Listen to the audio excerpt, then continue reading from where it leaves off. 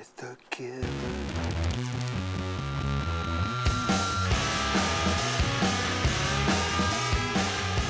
How you doing, Jersey? Welcome to the Star Ledger Newsroom. Today we're talking about the politics of Bruce Springsteen. I'm sitting here listening to the most recent Bruce Springsteen album in my collection from 1975, Born to Run.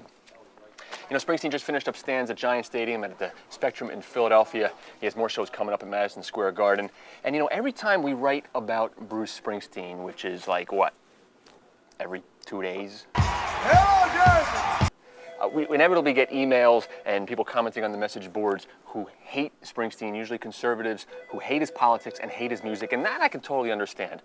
What always makes me scratch my head is the people who love Springsteen's music but are conservative and hate the fact that he is this liberal icon and an outspoken liberal icon. And I've never been able to figure that out. Because I think, to me, his songs, especially the albums that came after Born to Run, I think the music is political. And maybe it's me because I was raised on bands like The Clash and Fugazi. You can't separate the music and the politics. But I never understand how conservative Springsteen fans can just sort of flick that switch in their heads and say, I love the music, but I hate his politics, and I just ignore the politics. People like Republican gubernatorial candidate Chris Christie, for example, who is a huge Springsteen fan. He's been to like 150 shows. So I set out to explore this issue a little bit more. The first place we went was to the parking lot of the Philadelphia Spectrum to talk to some fans before Springsteen's show earlier this week. His songs are political? You think that his politics are in the songs too? Does that bother you? No, not in the least. And no, I don't think they're in there. Not all of them, anyhow. How do you reconcile the fact that he's this, big Obama, he played at the Obama concert, he's liberal? How do you reconcile your own beliefs with the music? He can do whatever he wants to do, as long as he plays good music. I don't agree with his politics in many respects. You just let it slide. I started liking his music before I even knew about politics, so I'll continue to like his music and overlook some of the politics, and that's the way life is. From my standpoint, he's always written about what blue collar America and just growing up in this country and working through it. I love his music, so that's all.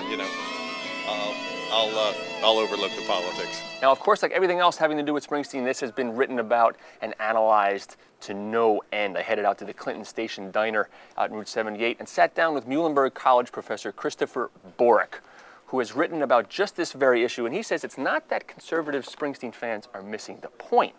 It's just that the way that Springsteen writes his songs, using narratives and other characters, it makes them feel comfortable.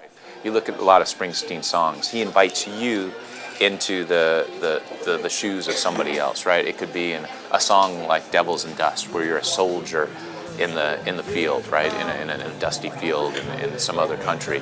Heart black you can trust. It'll take your God-filled soul. When you use this style as an artist, he gives you a lot of gray area to make up your own mind, right? And to think about it. So if you look back to that song again, Devils and Dust, he's writing this after it's the first real album after the war in Iraq started. But if you listen to the song, it's by no means a direct assault on the policies of George Bush. Again, you're a Springsteen fan. You're more conservative. And you're Republican.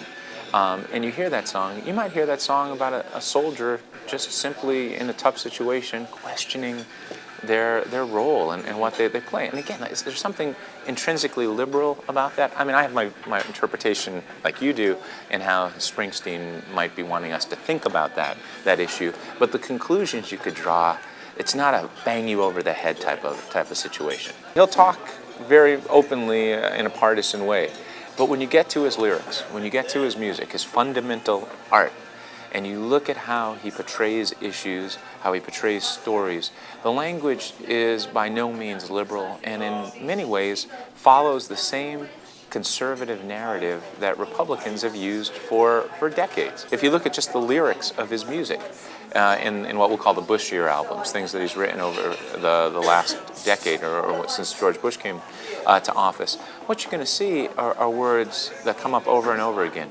Work, God, flag, things that it's hard to find an ideological framework for that would say they're liberal. There were quite a few fans at the Philly show who agreed with what Boric was saying. His music is political in the best way possible. His music is political without being political, without writing a song coming out and saying exactly what the situations are. He disguises without hammering it into our heads. He writes the songs. We can take it as we like it. We can interpret it as best we see fit. He's not coming out and saying in his music that wiretapping is bad or the president's not doing his job. He doesn't say that in the lyrics of his songs. I still don't know. I still don't know how they do it. What do you think about the politics of Bruce Springsteen? Let us know. You can shoot us an email at ledgerlive@starledger.com or sound off on the message boards NJ.com/ledgerlive. Take it easy, Jersey.